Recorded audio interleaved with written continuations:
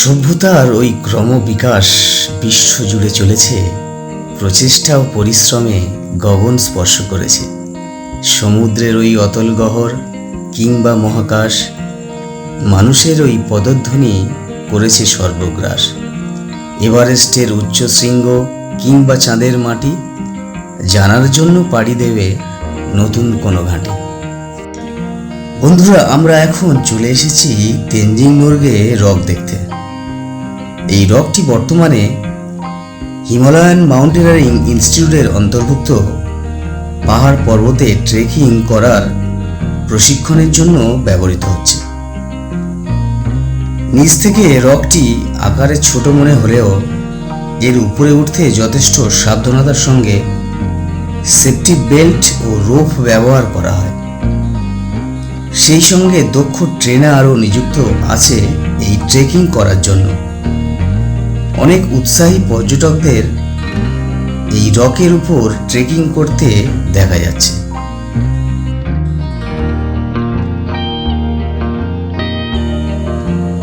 পাহাড়ের এক প্রান্তের মিক্সড পয়েন্ট দেখা শেষ করে আমরা এগিয়ে চলেছি অন্য প্রান্তের সংকীর্ণ ঢালু পথে রক গার্ডেনের দিকে। দুপুর প্রায় 1টার সময় আমরা এখানে এসে পৌঁছেছিলাম বলে লাঞ্চ সেরে নিলাম। পার্কিং লটের নিচেতে স্থানীয় বাসিন্দাদের ছোট্ট একটি হোটেল থেকে ভেজ থালি খেয়ে এগিয়ে চললাম রক গার্ডেন দেখার জন্য।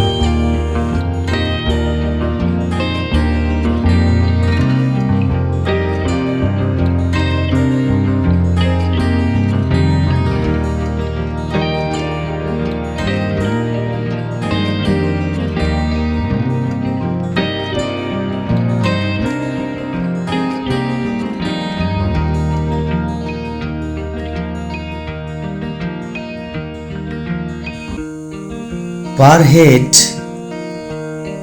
20 টাকা দিয়ে টিকিট কেটে এগিয়ে চলেছি পাহাড়ের ধাপে সংকীর্ণ খাড়াই পথ ধরে পাহাড়ি ঝর্ণার মনোরম দৃশ্যের সাক্ষী হতে। অবিরাম জলের ধারার শব্দে কাটানো মুহূর্তগুলো এক আশ্চর্য শান্তি এনে দিচ্ছিল মনের মধ্যে।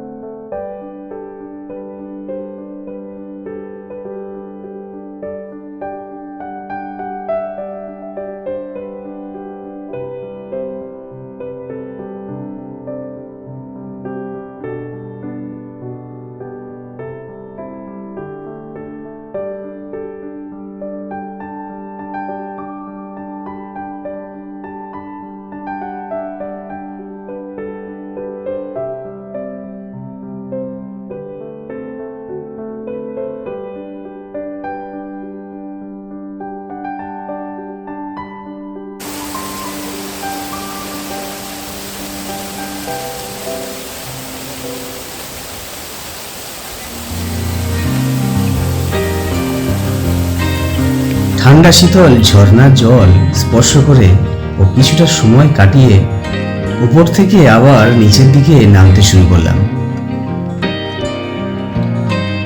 পাহাড়ি ঝর্ণা ও ফুলের অসাধারণ দৃশ্য উপভোগ করতে করতে প্রশস্ত রকের উপর সবাই মিলে কিছুক্ষণ বিশ্রাম নিলাম। প্রায় 2-3 ঘন্টার সময় রক গার্ডেনে কাটিয়ে পৌঁছে গেলাম অরেঞ্জ ভ্যালি টি এস্টেটে।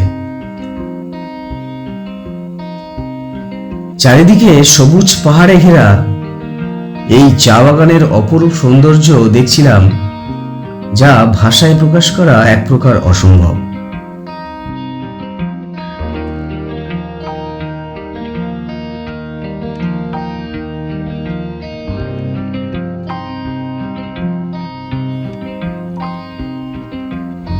মিরিকের চা বাগান, গোপালধারা চা বাগান দেখার পর প্রকৃতির এক নিঃসঙ্গ, শান্ত, কোলাহলহীন এই অরেঞ্জ ভ্যালি চা বাগানের দৃশ্যকে এক আলাদা মাত্রা এনে দিয়েছে।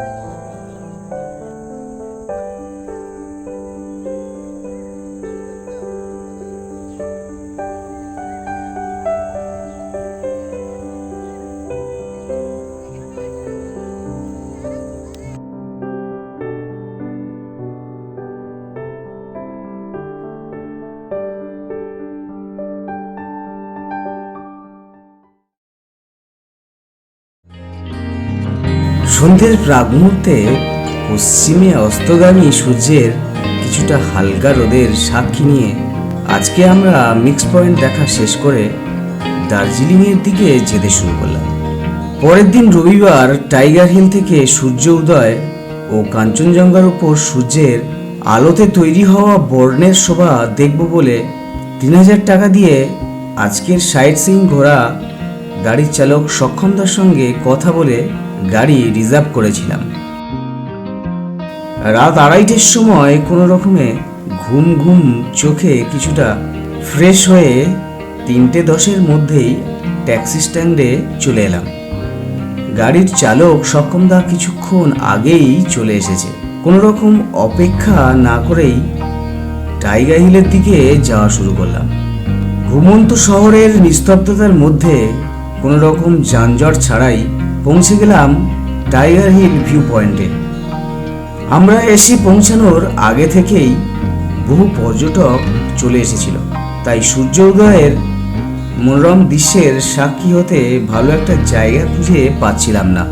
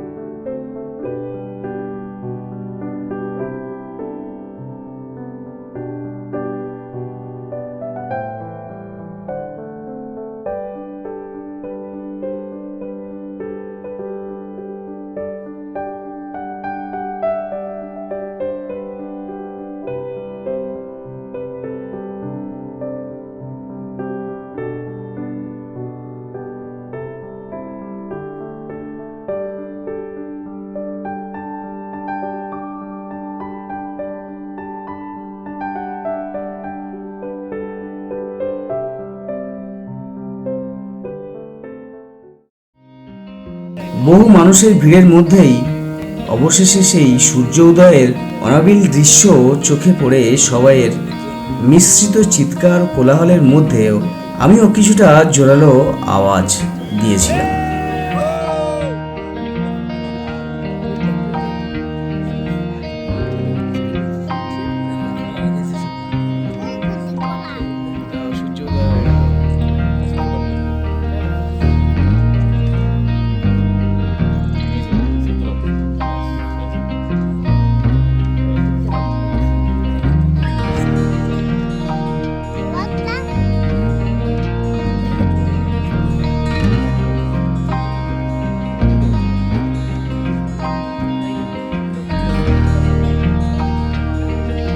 টাইগার হিল থেকে কাঞ্চনজঙ্ঘা যথেষ্ট দূরে থাকায় আমার ক্যামেরায় সেই বরফের উপর বিভিন্ন বর্ণের খেলা খুব একটা ভালো দেখাতে পারলাম না।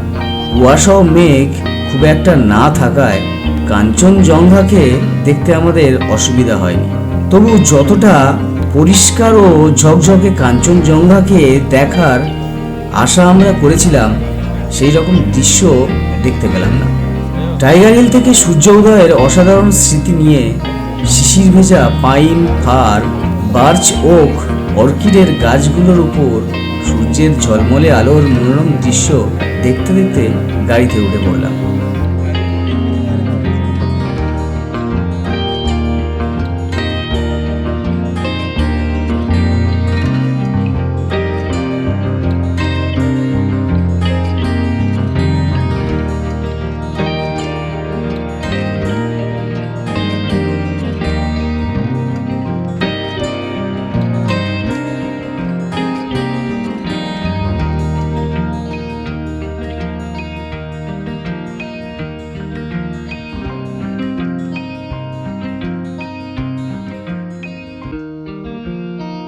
বন্ধুরা, আজকের পর্ব এই পর্যন্ত।